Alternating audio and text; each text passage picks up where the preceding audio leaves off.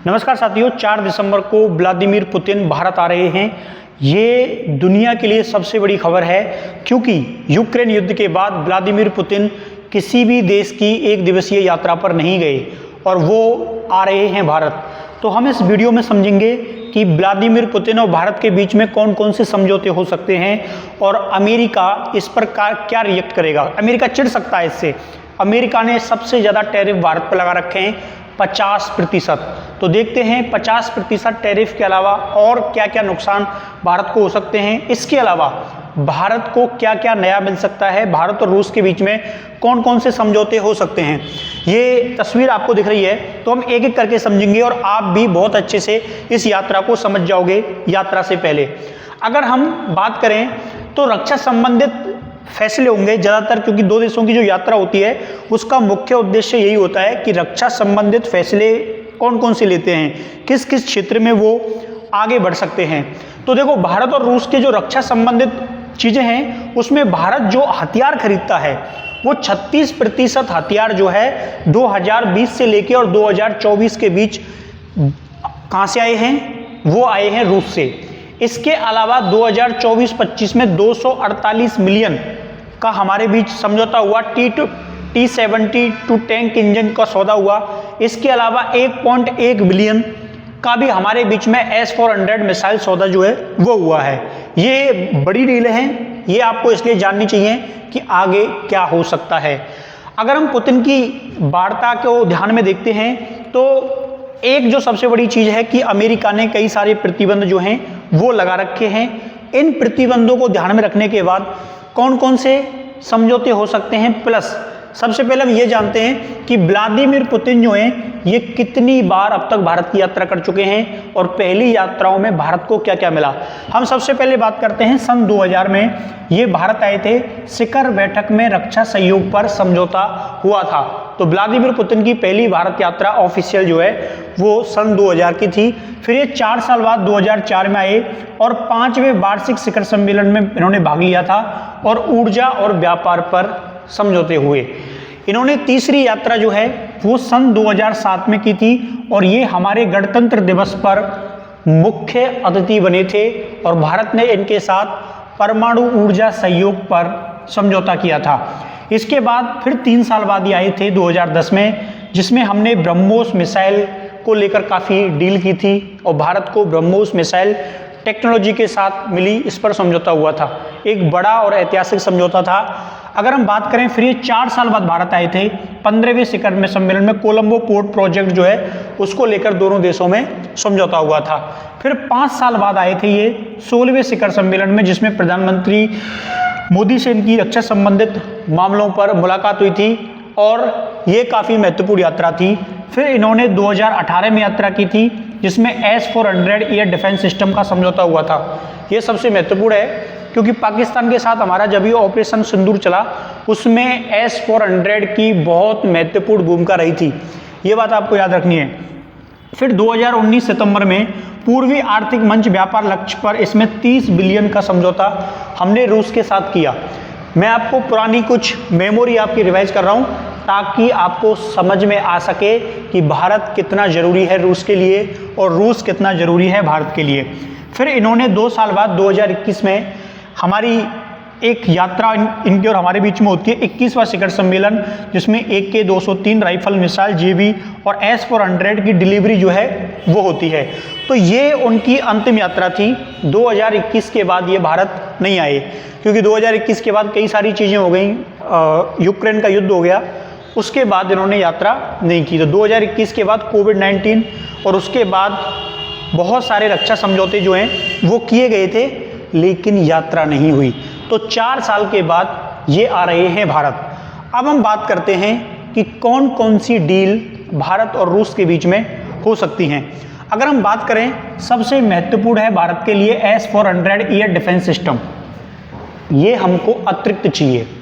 इसका सबसे best result रहा पाकिस्तान के साथ हमारी 3-4 दिन की लड़ाई हुई थी उसमें। तो भारत क्या चाहेगा, 2 से 3 अतिरिक्त हमको S-400 एयर डिफेंस सिस्टम चाहिए और हम कोशिश करेंगे ये 1.1 बिलियन का समझौता होगा डॉलर का और ये 2026 तक हमको मिल जाए, 1 साल के अंदर। इससे सुदर्शन शील्ड तैयार होगी और चीन और पाकिस्तान बॉर्डर पर भारत को सुरक्षा मिलेगी। इसके अलावा हम Su-57 फाइटर जेट जो है वो प्राप्त करना चाहते हैं। Su-57 फाइटर जेट, इससे भारत में ही उत्पादन शुरू होगा और इससे वायुसेना जो है वो मजबूत होगी। दोनों काम हो जाएंगे। मेक इन इंडिया प्रोजेक्ट जो है उसको भी सपोर्ट मिलेगा। इसके अलावा सबसे महत्वपूर्ण important S-500 missile defence shield, ये भारत चाहेगा कि भारत को S-400 तो है, S-500 भी मिल जाए। इससे बहुत कुछ हो जाएगा। उन्नत वायु रक्षा हो जाएगी। हाइपरसोनिक मिसाइलों के खिलाफ एक शील्ड तैयार हो जाएगी भारत के पास और मिसाइल रक्षा रणनीति स्वायत्तता इसको काफ़ी मजबूती मिलेगी। इसके अलावा एक एयर डिफेंस सिस्टम है रूस का, पेंसर एयर डिफेंस सिस्टम, जिसको जे भी कहते हैं, ये भी भारत चाहता है। इससे छोटी दूरी की जो वायु रक्षा निर्यात क्षमता है ये भारत की मजबूत होगी। इसके अलावा इनका जो रडार सिस्टम है, वोर्नेज अर्ली वार्निंग रडार सिस्टम, ये 6000 किलोमीटर से ज़्यादा रेंज में पकड़ कर लेता है। तो इससे क्या होगा, मिसाइल की पूर्व चेतावनी मिल जाएगी। तो ये वो चीज़ें हैं जो भारत चाहता है। कुछ और चीज़ें और हैं, वो मैं इसको थोड़ा साइड में करता हूँ ताकि आपको अच्छे से समझ में आ जाए।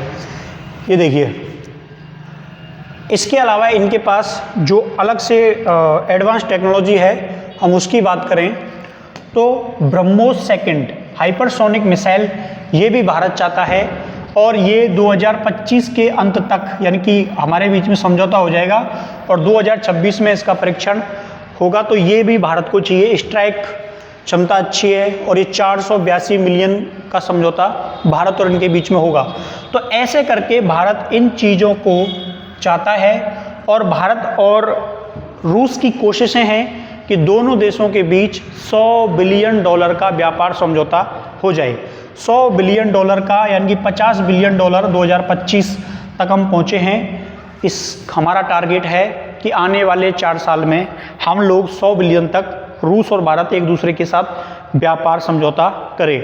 तो ये भारत के साथ कुछ समझौते हो सकते हैं। 4-5 दिसंबर को जो भी समझौते होंगे, इसमें नरेंद्र मोदी के साथ समझौता है, भारत की राष्ट्रपति के साथ भी मीटिंग है। इसके अलावा बहुत सारी चीज़ों पर और समझौते हो सकते हैं। कृषि के क्षेत्र में हो सकता है, ऑयल को लेकर हो सकता है, आयात निर्यात को कुछ छूटें जो हैं उसमें दी जा सकती हैं, और भी कुछ सैन्य समझौते हो सकते हैं। लेकिन मैंने जो बताए ये भारत के नज़रिए से महत्वपूर्ण हैं। ये तो हो गया समझौते जो किए जा सकते हैं। अब हम दूसरे पक्ष पर जाते हैं। अमेरिका इस बात से जरूर चिढ़ेगा कि भारत Su विमान जो है वो अमेरिका से खरीदना चाहता है। इस बात को अमेरिका कभी भी स्वीकार नहीं करेगा और अमेरिका हो सकता है इस घटना के बाद कई सारे प्रतिबंध लगा दे। ये जो विमान है ना Su-57 फाइटर जेट, ये इंडिया चाहता है। तो देखते हैं ये समझौता पूरा हो पाता है और उसके बाद अमेरिका क्या रिएक्ट करता है।